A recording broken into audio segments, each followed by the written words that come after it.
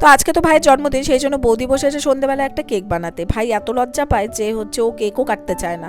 তারপরেও আমরা কেক কিনতে যেতে চাইলাম, তারপর বৌদি বললো আমি বানাচ্ছি বাড়িতে, সেই জন্য আর যাওয়া হলো না। আর এত ঠান্ডা পড়েছে কি আর বলবো, মা বানাচ্ছে পায়েস আর বাইরে কাকিরা মিলে বানাচ্ছে চিকেন। তো চলো কেক রেডি, কেমন হয়েছে কেকটা জানিও।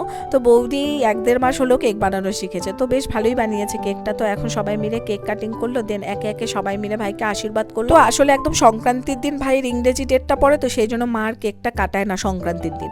তো সেই জন্য আমাদের না বাংলা ডেটটা ধরে ভাইয়ের জন্মদিনটা পালন করা হয় ওই পয়লা। তবে কি ওর বন্ধুদের সঙ্গে ইংলিশ ডেটেই বার্থডে সেলিব্রেট করে। আর বাড়িতে তো এত লজ্জা পায় কি আর বলবো। আর আজকেও বাড়িতে এসেছে রাত্রি 11:30টার দিকে, এখন 11:30টায় চটপট করে কেকটা কাটানো হচ্ছে, নয়তো আবার একটু পরে 12টা বেজে যাবে সেই জন্য।